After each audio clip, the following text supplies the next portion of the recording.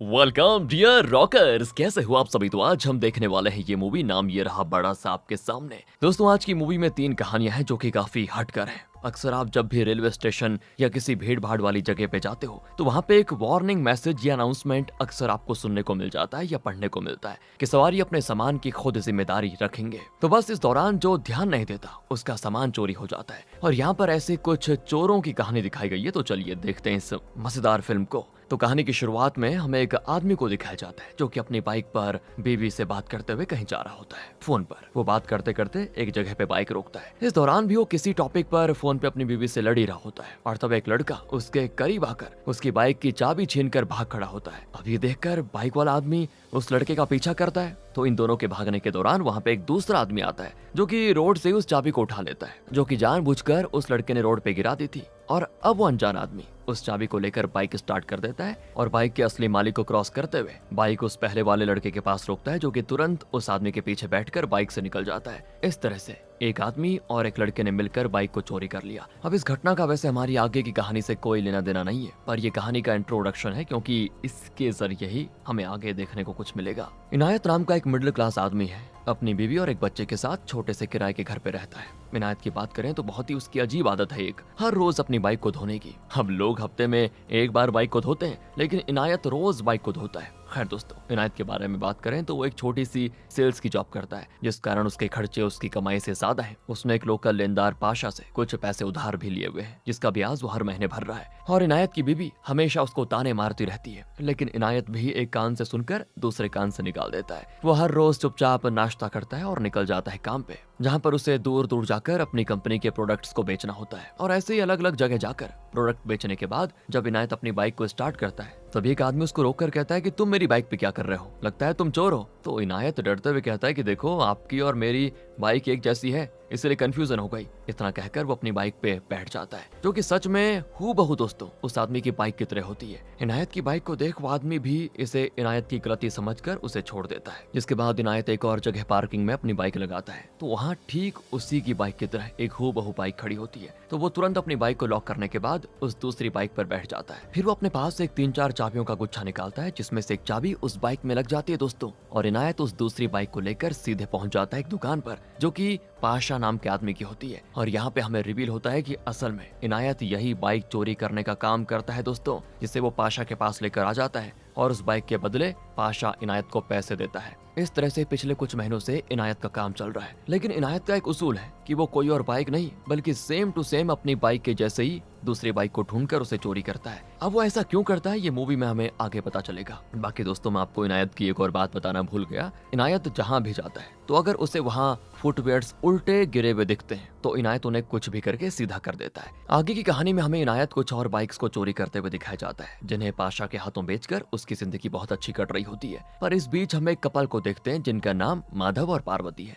माधव और पार्वती अपनी कार से एक थिएटर में प्ले देखने के लिए जाने वाले होते हैं, पर उनकी गाड़ी का टायर पंचर हो जाता है। अब प्ले छूट जाएगा क्योंकि जब तक माधव इसको चेंज करेगा तो टाइम लग जाएगा। तो वो सोचता है ऑटो लेने की, पर कोई ऑटो वाला उस एरिया में जाने को तैयार नहीं होता। तो पार्वती माधव को एक राय देती है। तो दोस्तों, माधव का दोस्त जो कि पड़ोसी में रहता है, वो अपने परिवार के साथ कहीं बाहर गया होता है, लेकिन उसकी जो बाइक है वो हूबहू इनायत की बाइक के जैसे है। वो वहाँ उसके घर में खड़ी होती है। तो पार्वती के कहने पर माधव अपने दोस्त को कॉल करता है और उसे सब कुछ बताता है कि यार प्रॉब्लम हो गई है। तो माधव का दोस्त कहता है कोई बात नहीं, बाइक की चाबी वहीं मीटर बॉक्स में रखी हुई है, लेकर जा ले। फिर क्या था, माधव पार्वती के साथ उस बाइक पे चल देता है। जिसके बाद ये लोग बाइक को थिएटर के सामने रोककर प्ले देखने के लिए चले जाते हैं। और ठीक उसी वक्त वहाँ से इनायत गुजर रहा होता है, जो कि अपनी जैसी सेम बाइक को देखकर वहाँ पे रुकता है और अपनी बाइक को खड़ी करके उनकी बाइक को लेकर चला जाता है। हमेशा की तरह इनायत ने सोचा है कि वो बाद में वापस आकर अपनी बाइक लेकर जाएगा, लेकिन दोस्तों जब वो पाशा के यहाँ से वापस आता है ना, तो उसे अपनी बाइक वहाँ दिखती ही नहीं। जिसे वहाँ न देखकर इनायत बुरी तरह से परेशान हो जाता है कि अब क्या करूं। दरअसल इनायत के वहाँ आने से पहले माधव का प्ले खत्म हो चुका था। तो वो बाहर आया और उसने वहाँ इनायत की बाइक को देखकर उसे अपने दोस्त की बाइक को समझ लिया था। अब इसमें पहली बार जब माधव ने चाबी लगाई तो वो लगी नहीं, पर फिर पार्वती ने जब चाबी को घुमाया तो गाड़ी अनलॉक हो गई। अब दोस्तों, क्योंकि माधव तो हर रोज इस बाइक को नहीं चलाता, तो उसे पता नहीं ना कि ये दूसरी बाइक है। क्योंकि होता क्या है कि अगर एक इंसान के पास अपनी बाइक है तो उसको पता रहता है कि मेरी गाड़ी कैसे चलती है। तो माधव को नहीं पता, क्योंकि वो उसके दोस्त की बाइक थी। और बिना गाड़ी का नंबर प्लेट देखे माधव पार्वती के साथ बाइक को लेकर अपने दोस्त के घर आराम से खड़ी कर देता है। इधर बाइक के के खो जाने की वजह से इनायत काफी दुखी होता है। तो उसकी बीवी कहती है अब सोचने से कुछ नहीं होगा, सुबह उठकर पुलिस स्टेशन में बाइक चोरी की कंप्लेंट लिखवाओ। जो बात सुनकर इनायत मन ही मन कहता है कि अगर वो बाइक मेरी होती तो कब का पुलिस कंप्लेंट कर चुका होता, पर मेरे लिए वो सिर्फ बाइक नहीं बल्कि मेरा लक थी। इसी के साथ कहानी 6 महीने पहले जाती है, जहां इनायत ये बाइक चोरी वाला काम नहीं करता था। उस दिन इनायत को लगातार फारूक धमकी दे रहा था दोस्तों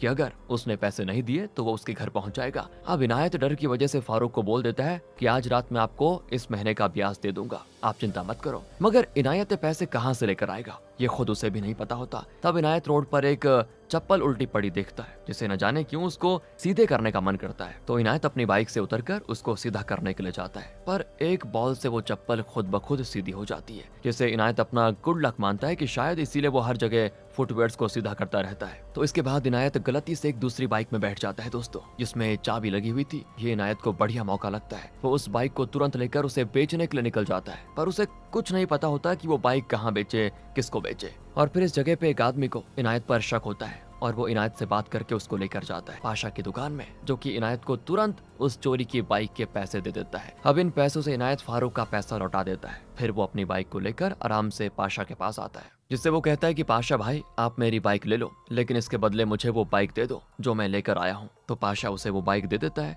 और तब से ये जूता सीधा करना और अपनी उस चोरी की भी बाइक के जैसी बाइक उठाना इनायत को अपना गुड लक लगने लग गया होता है। पर अब उसकी वही लकी बाइक गायब हो गई है, जिसने उसे उस दिन मुसीबत से निकाला और कमाई का जरिया दिया। इस कारण इनायत बड़ा दुखी होता है और इस वजह से उसने पहली बार अपनी पत्नी पर हाथ उठा दिया होता है। इनायत का ये बर्ताव देखकर उसकी बीवी उसको एक साइकियाट्रिस्ट के पास लेकर जाती है, जो कि इनायत को ये जूते सीधे करने वाली आदत और अपनी बाइक के प्रति इतनी उदासीनता दिखाने के लिए उसको बताती है कि असल में ये एक दूसरी तरह का ओसीडी है। इसमें इंसान के साथ अगर कुछ अच्छा हो जाता है तो उस वक्त जो भी चीज जैसी थी वो आदमी उसको रोज वैसा ही करने लग जाता है, जिससे उसको लगता है कि अब उसकी जिंदगी में रोज अच्छा होगा। बस इस अजीब चीज से ही इनायत ग्रसित है। इनायत का इलाज तो चलने लग जाता है दोस्तों, पर उसकी ये कंडीशन इतनी जल्दी ठीक होने वाली नहीं होती। उधर माधव का दोस्त जब घर आता है तो वो वहाँ पर अपनी गाड़ी की जगह दूसरी गाड़ी देखकर पहले तो चौंक जाता है कि ये कहाँ से आ गई। इस बारे में वो तुरंत माधव से पूछता है कि तुम किसकी बाइक लेकर आ गए। अब बाइक का नंबर देखकर माधव को लगता है कि मैं गलती से किसी दूसरे की बाइक उठा लेकर आ गया। ये दोनों तुरंत बाइक को लेकर पुलिस स्टेशन पहुंच जाते हैं, जहां पुलिस इनकी कंप्लेंट लिखने के बाद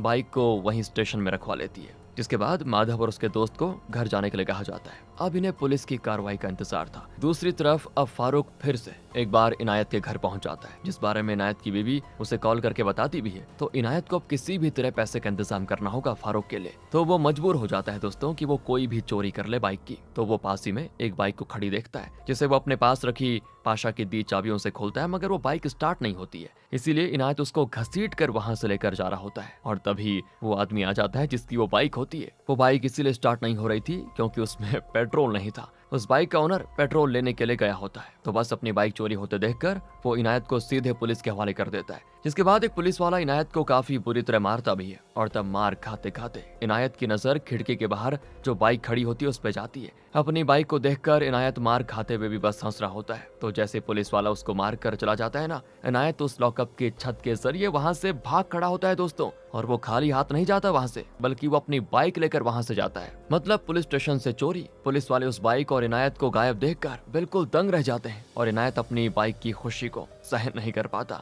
और यहीं पर इनायत की स्टोरी पूरी होती है। और जाहिर है पुलिस कुछ भी करके इनायत को पकड़ ही लेगी, क्योंकि देखा जाए तो ये बाइक भी उसकी अपनी बाइक नहीं है। यही मानकर दोस्तों हम आगे दूसरी कहानी की तरफ बढ़ते हैं, जो कहानी है रोहित की। ये देखिए, ये है रोहित, जो एक दिन दहाड़े घर में दाखिल हो जाता है और फिर वो एक कमरे में घुसकर कुछ ढूंढता है। उसे ना पैसों की तलाश होती है और ना ही जेवर वगैरह की, बल्कि रोहित को तो बस एक गिफ्ट बॉक्स चाहिए होता है। अब आप सोच रहे होंगे कि भला ये कैसा चोर है, तो यहाँ हमें समझ आता है कि रोहित असल में अपने ही घर ये चोरी करने के लिए आ रहा है, क्योंकि आज उसका बर्थडे है। तो रोहित की बहन उसके लिए गिफ्ट लेकर आई थी, तो उसी को वो देखना चाह रहा है। मगर वो पकड़ा जाता है और रोहित की बहन उससे वो गिफ्ट लेकर रख लेती है। दरअसल रोहित को ऐसी चीजें चोरी करने की बीमारी है दोस्तों। मतलब रोहित बचपन से ही क्लेप्टोमैनिक था। क्लेप्टोमैनिक एक साइकोलॉजिकल कंडीशन है, जिसकी वजह से आदमी को चोरी करने में बड़ा मजा आता है। और रोहित बचपन से ही अपने स्कूल से कभी रेजर, कभी कलर, तो कभी पेंसिल या कुछ भी चुरा लेता था। जबकि रोहित एक अच्छे खासे अमीर घर से है, उसे पैसों की कोई कमी नहीं है। उसे भिखारियों को 100 रुपए भीख देना मंजूर है, लेकिन दूसरे से च्युइंगम चोरी करने में बड़ा मजा आता है। रोहित ने अपनी ये चोरी वाली आदत को छोड़ने के लिए कई तरह के नशे भी किए, मगर उसे चोरी करने में अलग ही मजा, अलग ही सुकून मिलता है। रोहित मतलब हर दिन कुछ ना कुछ चोरी करना उसका एक पेशा बन जाता है। तो ऐसे ही एक दिन जब मार्केट में जा रहा होता है तभी उसकी नजर एक लड़की की तरफ जाती है जो कि पर्स जैसा कुछ लिए होती है। अब रोहित को पर्स किसी तरह से चुराना होता है, इसीलिए रोहित उस लड़की का पीछा करने लग जाता है, लेकिन काफी कोशिश करने के बाद भी वो उस लड़की का पर्स नहीं चुरा पाता। साथ ही वो लड़की भी दोस्तों रोहित की आंखों से ओझल हो जाती है, जिसके बाद जब रोहित अपने जूते के लेस को बांधने के लिए झुकता है ना, तो उसे वही लड़की अपना पर्स देकर चली जाती है। और ये बात रोहित के लिए बड़ी अजीब होती है। रोहित उस लड़की की तरफ देखता है जो कि रोहित को देखकर हंस रही होती है। इसके बाद रोहित भी उसको देखता रह जाता है और वो लड़की चली जाती है। खैर अगले दिन जब रोहित सोकर उठता है ना, तो उसे अपने घर के सामने रोड की दूसरी तरफ वही लड़की दिखती है। तो वो जल्दी से घर से निकलकर उससे मिलने जाता है। अब रोहित उससे सवाल करता है, कल आपने कैसे जाना कि मुझे आपसे कुछ चोरी करनी है, मतलब कि मैं आपसे चोरी करने वाला हूँ? वो लड़की बताती है, मैं भी तुम्हारी ही तरह क्लेप्टोमैनिक हूँ, इसलिए मुझे पता है। इतना कहकर वो रोहित को उसका वॉलेट दे देती है जो कि उसने रोहित को अपने पर्स देते वक्त चोरी कर लिया था दोस्तों।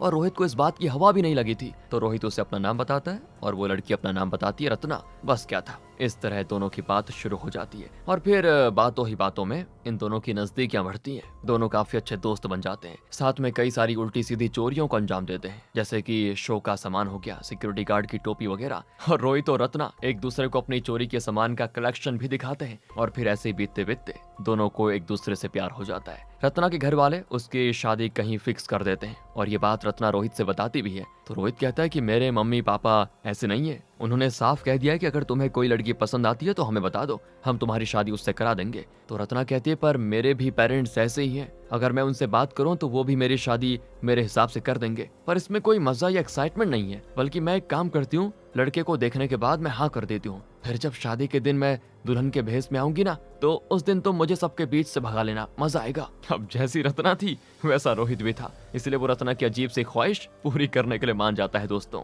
अगली सुबह रोहित रत्ना को कॉल करके पूछता है कि तुम्हें लड़का देखने आया कि नहीं। तो रत्ना कहती है, अभी नहीं, लेकिन मैं जल्द ही देखने वाली हूँ, हम लोग लड़के के घर पर ही हैं और तुम्हें कुछ देर में बताती हूँ। ओके। उस तरफ रोहित के घर में भी लड़की वाले आए होते हैं। रोहित अपने पेरेंट्स के कहने पर लड़की के परिवार से मिलता भी है। फिर जब वो लड़की को देखता है तो तंग रह जाता है क्योंकि दोस्तों वो लड़की कोई और नहीं बल्कि रत्ना ही होती है। अब रत्ना रोहित का एक्सप्रेशन देखकर बड़ी हंस रही होती है। हालांकि वो रोहित को बताती है कि मुझे भी नहीं पता था कि मैं तुम्हारे घर आने वाली हूँ, वो तो जब गाड़ी तुम्हारे घर के पास रुकी तब जाकर मुझे पता चला कि तुम ही हो, मैंने भी सोचा नहीं था कि तुम्हें देख लूंगी। तो रोहित रत्ना से कहता है कि अच्छा, तो अब हमारे प्लान का क्या होगा? रत्ना कहती है कि उसके लिए मैंने कुछ सोचा है। फिर रत्ना और रोहित से जब ये पूछा जाता है कि एक दूसरे को पसंद है कि नहीं, तो दोनों कहते हैं कि हाँ पसंद है, लेकिन हमारी एक शर्त है। अब ये शर्त होती है कि रोहित और रत्ना किसी दूसरे की शादी में जाकर दूसरे के मंडप में शादी करना चाहते हैं। अब ये था तो पागलपन, पर घर वाले मान जाते हैं। फिर क्या था, रोहित और रत्ना एक शादी में जाकर पहले दूल्हा दुल्हन को बेहोश कर देते हैं, फिर उसके बाद अपनी शक्ल छिपाकर मंडप में शादी कर लेते हैं। और जब तक वहाँ सभी को सच्चाई का पता लगता, ये दोनों वहाँ से शादी करके भाग भी जाते हैं। जिसके बाद रोहित और रत्ना की ये प्यारी सी पागलपन वाली स्टोरी होती है खत्म। इसके बाद शुरू होती है इस मूवी की तीसरी और आखिरी कहानी, जिसमें हम एक नेता का आपत्तिजनक स्थिति में लीक्ड वीडियो देखते हैं जो कि किसी ने बनाया होता है, और लीक किसने किया ये नहीं पता, मगर उस नेता को इस वीडियो की वजह से इस्तीफा जरूर देना पड़ जाता है। इसी के साथ कहानी शिफ्ट होती है इस कहानी के मेन कैरेक्टर अल्बर्ट पर, जिसका साला एक पॉलिटिशियन है और अल्बर्ट सभी की नजर में एक रियल एस्टेट कंपनी में काम करता है। मगर अल्बर्ट का असली काम कुछ और ही है दोस्तों। अल्बर्ट की अलमारी में एक सीक्रेट कमरे का रास्ता मौजूद है, जहां पर अल्बर्ट कई सारी सिम, मोबाइल्स, लैपटॉप और बाकी कई इलेक्ट्रॉनिक डिवाइसेस रखता है। पता है, अल्बर्ट यहाँ एक आदमी को कॉल लगाता है, जिन दोनों की बातें सुनकर हमें समझ आ जाता है कि अल्बर्ट ने ही अपनी टीम के जरिए नेता का ये वीडियो बनाया और लीक भी करवा दिया। मगर इससे अल्बर्ट को कोई फायदा नहीं हुआ, क्योंकि ऐसे करप्ट लोगों को अल्बर्ट उनके खिलाफ सबूत इकट्ठा करके ब्लैकमेल करता है और फिर वो उस शख्स से मनचाहे पैसे मांगकर अपने काम को पूरा करता है। अब ये नेता ब्लैकमेल नहीं हुआ तो उसकी वीडियो को लीक करना पड़ा, जिससे अल्बर्ट को पैसे नहीं मिले और उसका हो गया नुकसान। तो अल्बर्ट ये सारा काम अपनी टीम के जरिए अंजाम देता था। बाकी किसे अपना अगला शिकार बनाना है, इसकी जानकारी अल्बर्ट को फोन करके कोई दूसरा आदमी देता था। अब वो आदमी कौन है ये हमें नहीं पता। वो आदमी अल्बर्ट को एक और शख्स के बारे में बताता है जिसका नाम है संकेत। अल्बर्ट को दोस्तों अब इस संकेत के खिलाफ कुछ ढूंढकर उसे ब्लैकमेल करना होगा। आगे हम अल्बर्ट की टीम के 3 मेंबर्स को देखते हैं, जिनका नाम है सैंडी, महेश और सुरेखा। अल्बर्ट इन तीनों को एक जरूरी मीटिंग के लिए बुलाता है और फिर उनके इकट्ठा होने के बाद उन्हें बताता है कि हमें इस बार जिस आदमी को फंसाना है उसका नाम है संकेत। संकेत एक सीधे रास्ते से रोज घर से ऑफिस आता जाता है। बाकी वो ना तो किसी से बातें करता है, ना ही ज्यादा मतलब रखता है। ऐसा लगता है कि मानो वो कुछ छिपा रहा हो। इसलिए मुझे शक है संकेत ने अपने घर में कहीं ना कहीं ब्लैक मनी छिपा के रखा हुआ है, इसी पैसे का हमें पता लगाना है। तो बस दोस्तों, ये सभी लोग संकेत और उसके परिवार के घर में घुस जाते हैं। पूरे घर में कैमरा और माइक वगैरह लगाने के बाद घर में मशीनों के जरिए तलाशी भी लेते हैं, लेकिन उन्हें कोई पैसा नहीं मिलता। और फिर सैंडी एक पैनल जैसे बॉक्स में संकेत के घर से कुछ दूर पर एक पेन ड्राइव लगा देता है, जिससे इनको रोज की सीसीटीवी फुटेजेस संकेत के घर से मिलती रहेगी। इसके बाद ये सभी लोग संकेत की बीवी और माँ के घर आने से पहले वहाँ से निकल जाते हैं। इन सीसीटीवी फुटेजेस को एग्जामिन करने के बाद महेश बताता है कि संकेत और उसकी बीवी के बीच कोई भी रिलेशन नहीं है, वो दोनों घर में किसी अजनबी की तरह रहते हैं। साथ ही जीपीएस ट्रैकिंग से ये पता चलता है कि संकेत ऑफिस से घर आते जाते वक्त एक जगह कुछ देर के लिए रुकता भी है। अब संकेत ये स्टॉप क्यों लेता है, ये पता करने के लिए सैंडी उस दौरान संकेत पे नजर रखे होता है। संकेत दोस्तों अपने नहीं किसी दूसरे फोन से बात कर रहा होता है, तो उसकी बातें ये लोग सुन नहीं पाते, लेकिन रेडियो फ्रीक्वेंसी के जरिए सैंडी उसकी बातें सुन लेता है। असल में संकेत एक लड़की से बातें कर रहा होता है जो कि उसकी गर्लफ्रेंड है। अब संकेत तो शादीशुदा है ना, इसलिए उसकी गर्लफ्रेंड खुद भी शादी कर रही होती है, इसलिए वो संकेत से ब्रेकअप कर चुकी है और रोज उसे ही संकेत मनाने की कोशिश कर रहा है कि मुझे मत छोड़ो। लेकिन जल्दी संकेत की गर्लफ्रेंड उसे ब्लॉक कर देती है और संकेत की इस वीकनेस को देखकर सुरेखा अल्बर्ट के कहने पर जेनिफर नाम की एक लड़की को टीम में शामिल कर लेती है, जो कि सुरेखा के पड़ोस में ही रहती है। बात करें जेनिफर की, तो वो अपना गुजारा काफी मुश्किल से कर रही होती है। उसके ऊपर अपने बीमार सास ससुर की जिम्मेदारी है, क्योंकि उसका पति कोई काम धंधा नहीं करता। वो बस दिन भर घर में रहता है और जुआ शराब लड़कीबाजी ये सब करता रहता है। इस बात को लेकर जेनिफर की तो उससे रोज लड़ाई होती है। जेनिफर अपनी जिंदगी से परेशान हो गई थी, इसलिए उसने पैसे के लिए सुरेखा के कहने पर अल्बर्ट की टीम ज्वाइन कर ली, मगर शायद वो इस काम को करके खुश नहीं है। जो बातें अल्बर्ट उसके चेहरे को देखकर समझ गया होता है। जेनिफर का काम होता है दोस्तों संकेत को अपने प्यार के जाल में फंसाकर उसका एक वीडियो निकलवाना, ताकि उसे अल्बर्ट ब्लैकमेल करके ब्लैक मनी का जो ठिकाना है वो पता कर सके। मतलब दोस्तों वही नेताजी की तरह अल्बर्ट संकेत को भी फंसाना चाहता है। अब संकेत को फंसाने के लिए जेनिफर पहले उससे फोन पे बातें करती है, तो जेनिफर उससे कहती है कि प्लीज फोन मत काटना, फोन काटा तो मैं अपनी जान दे दूंगी। मुझे कोई बात करने के लिए चाहिए था, इसलिए मैं ऐसे ही कुछ रैंडम नंबर्स मिला देती हूँ और फिर अचानक से जिसको फोन लगता है उसके साथ बातें करती हूँ। आज आपका फोन लग गया तो आपसे करूंगी। और संकेत ये सब सुनकर जेनिफर की बातें सुनने लग जाता है और जेनिफर संकेत को अपने डिप्रेशन का कारण प्यार में धोखा बताती है कि मेरे साथ धोखा हुआ प्यार में। और यहाँ से संकेत और वो एक दूसरे से बातें शुरू कर देते हैं। उसके बाद सुरेखा भी दोस्तों जेनिफर का ये काम देखकर कहती है कि मुझे नहीं पता था तुम इतनी अच्छी एक्टर हो। तो जेनिफर भी अल्बर्ट को ताना मारते हुए कहती है कि पैसों की कमी आपसे कोई भी उल्टा सीधा काम करवा देती है, जो बात अल्बर्ट को अच्छी नहीं लगती कि ये मुझे ताना मार रही है। इस पर सुरेखा जेनिफर को समझाती है कि मैं जानती हूँ तुम रोज जो बर्दाश्त कर रही हो वो सही नहीं है, लेकिन ये सभी लोग अच्छे हैं बहुत, जिनके साथ तुम काम कर रही हो ना सब अच्छे हैं, तुम बस काम में मन लगाओ। जेनिफर सुरेखा के समझाने पर अल्बर्ट से जाकर अपने बर्ताव के लिए सॉरी भी बोल देती है, जो कि जेनिफर से कहता है कि कोई बात नहीं। फिर अगली सुबह वो फिर से जेनिफर को उदास देखता है, तो वो जेनिफर को साथ में लेकर चर्च जाता है, जहाँ वो जेनिफर से प्रेयर करने के लिए कहता है। तभी प्रेयर करने के बाद जेनिफर जब वापस आती है तो उसे फोन आता है कि अचानक उसके फादर इन लॉ की तबीयत बिगड़ गई। इसीलिए जेनिफर को लेकर अल्बर्ट तुरंत डॉक्टर के साथ उसके घर पहुंच जाता है, जहाँ पर डॉक्टर उन्हें देखता है और फिर कुछ दवाइयाँ लिख कर भी देता है। दवा लेकर जब अल्बर्ट जेनिफर के साथ उसके घर जा रहा होता है, तब वो जेनिफर से कहता है कि हम जो भी काम कर रहे हैं हमें उस काम का सामना करना चाहिए। अगर कोई इंसान एक चोर से चोरी करके गरीबों में बांट देता है तो वो चोर नहीं बल्कि रॉबिन हुड कहलाता है। तो अगर तुम्हें ये काम सही लगे तो ही इसको जारी करो। इतना कहने के बाद अल्बर्ट जेनिफर को उसके घर छोड़कर चला जाता है। अगली सुबह दोस्तों अल्बर्ट जब अपनी टीम से मिलने पहुंचता है तो देखता है कि उसके समझाने की वजह से अब जेनिफर के स्वभाव में काफी बदलाव हो गया है। जेनिफर अब अपने आप को पूरी तरह से बदल चुकी होती है, क्योंकि अब उसको संकेत के सामने जाना है, लेकिन इससे पहले उसको संकेत से अभी कुछ और दिन बातें भी करनी होगी। तो वो रोज संकेत से बात करने लग जाती है, जिस दौरान जेनिफर और अल्बर्ट एक दूसरे के प्रति थोड़े अट्रैक्ट भी हो जाते हैं। हाँ दोस्तों, यहाँ इनका अलग चलता है, लेकिन अल्बर्ट का ज्यादा ध्यान अपने मिशन पे होता है, पर वो टाइम पर जेनिफर को भी इम्पोर्टेंस देता है। अल्बर्ट ने जेनिफर का बर्थडे सेलिब्रेट किया, प्लस दोनों साथ में लॉन्ग ड्राइव के लिए भी गए होते हैं। बाकी मूवी देखने जाना, कॉफी पर जाना, ये सब नॉर्मल है। और वहीं दोस्तों संकेत के साथ भी जेनिफर उसको फंसाने की कोशिश कर रही होती है और एक दिन वो भी आ जाता है जब उसे बेडरूम में जाना था। इनके साथ का वीडियो निकाल कर ही अल्बर्ट संकेत को ब्लैकमेल करने वाला था, मगर वहां जाकर जेनिफर संकेत से अपने पीरियड होने का बहाना कर देती है और बाकी सभी बस देखते रह जाते हैं। जेनिफर तब अल्बर्ट से आकर कहती है कि ये मुझसे नहीं हो पाएगा, और ऐसा जेनिफर ने इसीलिए कहा दोस्तों क्योंकि उसे अल्बर्ट से प्यार हो गया था। और अल्बर्ट को भी जेनिफर की तरह उससे प्यार हो गया था, इसलिए वो रात को ही जेनिफर के घर के बाहर उसे मिलने के लिए बुलाता है, जो कि अल्बर्ट से मिलने के लिए बाहर आ जाती है। अल्बर्ट कहता है, देखो तुम्हें अपनी पर्सनल और प्रोफेशनल लाइफ अलग अलग रखनी पड़ेगी। जिस चीज से हमारा घर चलता है वो काम करने में हमें पीछे नहीं हटना चाहिए। अल्बर्ट की ये बातें सुनकर जेनिफर कहती कि ठीक है, मैं ये काम करूंगी, लेकिन मैं संकेत के साथ कुछ करूं इससे पहले मैं आपके साथ वो सब करना चाहती हूँ। और ये सुनते ही इन दोनों का शुरू। अगले दिन दोस्तों अल्बर्ट खुद जेनिफर को छोड़ने के लिए संकेत के घर जाता है, जहाँ जाते वक्त वो जेनिफर से कहता है कि जब तुम संकेत के साथ रहो तो उसे सब कुछ फेक नहीं लगना चाहिए, ऐसा ना हो कि उसको शक हो जाए। ये बात अल्बर्ट ने बड़ी मुश्किल से कही होती है और जेनिफर अल्बर्ट की इस बात से गुस्सा भी हो जाती है कि मतलब मुझे वो सब करना ही पड़ेगा अच्छे से। इसलिए वो जाने से पहले अल्बर्ट से कहती है कि आप चिंता मत करो, मैं बहुत ही अच्छी एक्टिंग कर लूंगी और आप देखना मेरे इस हुनर की तारीफ करोगे। फिर क्या था दोस्तों, जेनिफर संकेत के साथ कुछ घंटे बिताती है, जिसके बाद वो अल्बर्ट को फोन करके कहती है काम हो गया, आप पेन ड्राइव कलेक्ट कर लो। तो अल्बर्ट जेनिफर से पूछता है कि मैं तुम्हें लेने आ जाऊं क्या? तो जेनिफर कहती है कि आज के दिन मैं आपका सामना नहीं कर पाऊंगी और वो इतना कहकर कॉल काट देती है। जिसके बाद अल्बर्ट सैंडी को पेन ड्राइव लेने के लिए भेज देता है। सैंडी भी जल्दी से पेन ड्राइव लेके आ जाता है, पर जब सैंडी और महेश उस पेन ड्राइव के अंदर का वीडियो देखते हैं ना तो दंग रह जाते हैं। ये वीडियो दोनों अल्बर्ट को भी दिखाते हैं। तो अल्बर्ट जल्दी से संकेत के घर पहुंच जाता है, जहाँ पर अब कुछ भी नहीं था, पूरा सामान और वहाँ लोग, सब कुछ साफ। यहाँ संकेत ने अल्बर्ट के लिए एक पेन ड्राइव छोड़ी होती है, जिसमें संकेत ने अल्बर्ट को बताया होता है कि हम भी वही काम करते हैं, लेकिन अलग तरह से। हमने भी रॉबिन हुड की तरह चोरों को लूटा है। बाकी अल्बर्ट तुम चिंता ना करो, जेनिफर असल में मेरी ही गर्लफ्रेंड है, जिसके जरिए मैंने तुम्हें इस हनी ट्रैप में फंसाया। ओह माय गॉड दोस्तों, ये तो खेल गए सब। असल में जेनिफर और संकेत पिछले 1 साल से अल्बर्ट और उसकी टीम पर नजर रखे होते हैं। उन्होंने अल्बर्ट के उस सोर्स का पता किया जो अल्बर्ट को अलग अलग जगहों का नाम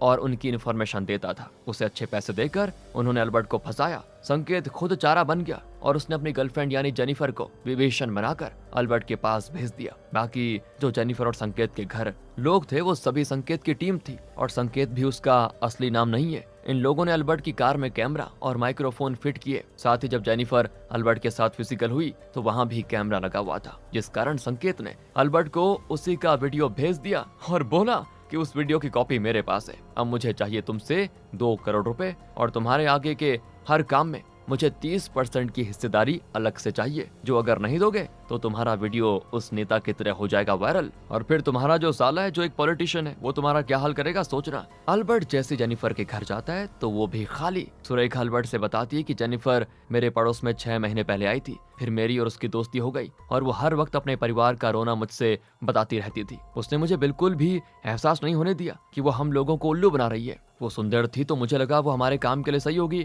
सुरेखा आगे अल्बर्ट से माफी मांगते हुए कहती कि मुझे उसके इरादों के बारे में जरा भी ज्ञान नहीं था। और फिर दोस्तों अल्बर्ट संकेत की बात मानने के बजाय कर भी क्या सकता था। वो अब एक हारे हुए इंसान की तरह जेनिफर के धोखे को भूल नहीं पाता और अकेले में बैठकर उसी को याद कर रहा होता है। वहीं जेनिफर ने पूरी तरह से अल्बर्ट को ठगा और उसे अपने जाल में बड़े प्यार से फंसा लिया, क्योंकि संकेत और उसे इससे अच्छी डील नहीं मिल सकती थी। बस एक बार थोड़ा काम और जिंदगी भर जब तक अल्बर्ट किसी भी मिशन को अंजाम देगा उसका 30% संकेत को जाता रहेगा, जो देना अब अल्बर्ट की मजबूरी हो गई है। बाकी मूवी में हमें उस आदमी के बारे में कुछ नहीं बताया गया जिससे अल्बर्ट अलग अलग लोगों के बारे में टिप लेता था। बाकी कहानी अल्बर्ट की थी। यहीं पर इस कहानी का होता है खत्म और मूवी भी यहाँ पे खत्म हो जाती है। मजा आया ना छोटी छोटी कहानियां देखकर। मिलते हैं आपसे अगली वीडियो में। ध्यान रखिए अपना। Thanks for watching.